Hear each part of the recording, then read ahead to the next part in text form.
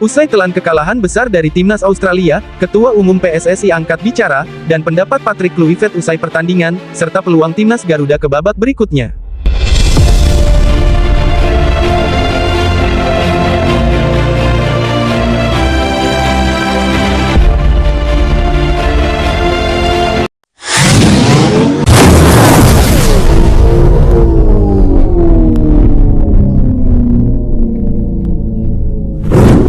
Pertandingan antara Australia dan timnas Indonesia, yang digelar di Allianz Stadium Sydney.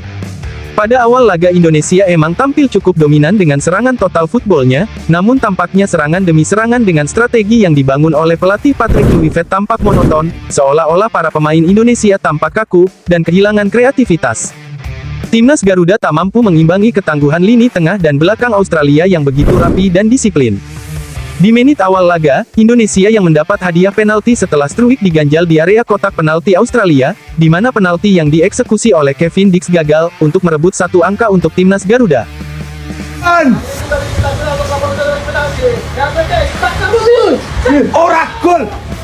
Sehingga, dengan permainan Australia yang rapi membuat seolah-olah pemain timnas Indonesia terlena, sehingga serangan Australia yang merepotkan pertahanan Indonesia, di mana terjadi kemelut yang membuat Nathan Joaon harus menjatuhkan Martin Boyle di menit sekitaran 18, sehingga berbuah penalti atas Australia. Penalti yang langsung dieksekusi oleh Boyle mampu mengecos sang penjaga gawang timnas Garuda, Marten Paes ke sisi kanannya, sehingga keunggulan tim Sokeros 1-0 atas timnas Indonesia.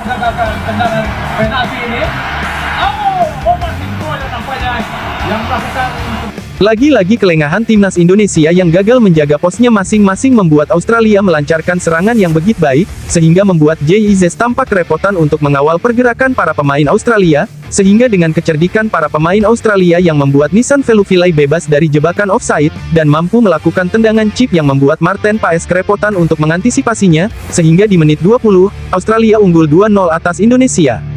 Entah apa yang terjadi buat timnas Garuda, seolah-olah kreativitas para pemain tampak kurang baik dan bagus, dan permainan Indonesia yang mudah dibaca oleh para pemain Australia.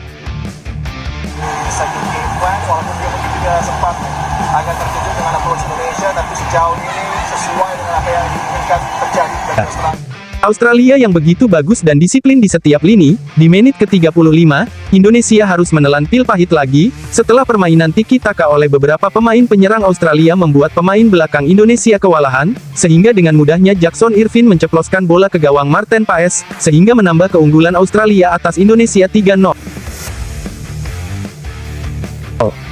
Indonesia mendapatkan sebuah peluang tendangan bebas di menit ke-49 melalui Tom Haye atas pelanggaran oleh Romeni oleh pemain belakang Australia.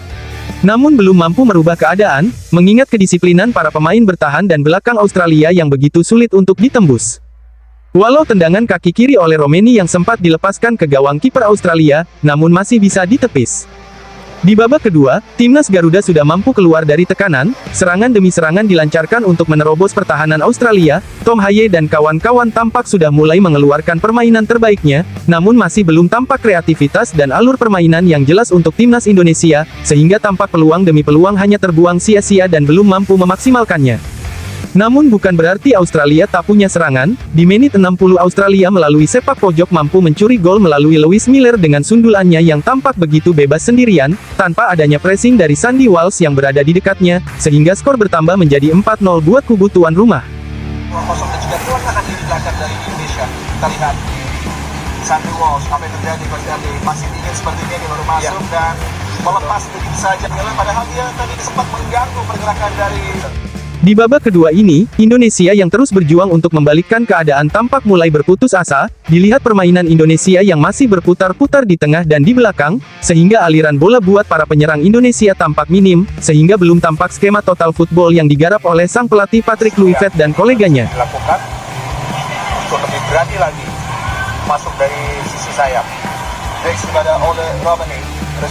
Di menit 77 setelah mencoba membangun serangan demi serangan, akhirnya melalui umpan dari Kevin Dix, mampu dimanfaatkan dengan baik oleh Romeni, sehingga mampu merobek jala gawang Australia, sehingga kedudukan berubah menjadi 4-1, Indonesia yang masih berjuang keras untuk merebut kemenangan, demi mengamankan satu tiket untuk ke Piala Dunia.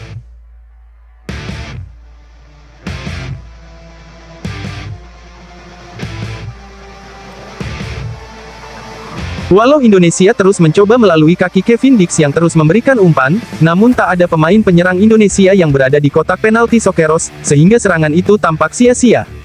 Tak berkembangnya permainan timnas Indonesia dan tampak para pemain begitu lelah, rasa keputusasaan dan sirnanya kemenangan, membuat timnas Australia kian garang. Buktinya di menit ke-90, Jackson Irvine kembali mencatatkan namanya di papan skor dengan menggemas gol satu lagi, membuat Indonesia kian tenggelam dengan skor 5-1 atas kemenangan Australia. Skor itu terus berakhir hingga pertandingan selesai.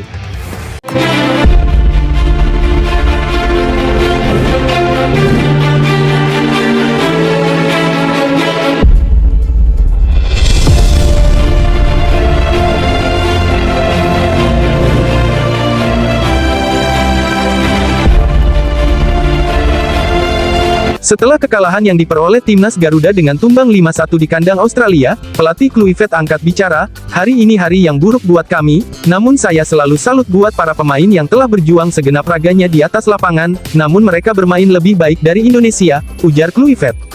Ketua Umum PSSI Erick Thohir menegaskan terus mendukung tim nasional Indonesia, menyusul hasil buruk yang diderita skuad Garuda saat menghadapi Australia di putaran ketiga kualifikasi Piala Dunia 2026 di Sydney.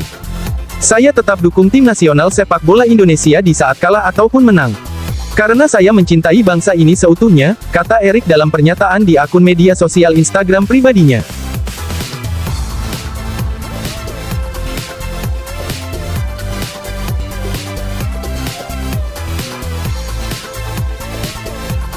Walaupun demikian, meski kalah dari Australia, timnas Indonesia masih memiliki peluang untuk melaju ke babak selanjutnya dalam kualifikasi Piala Dunia 2026.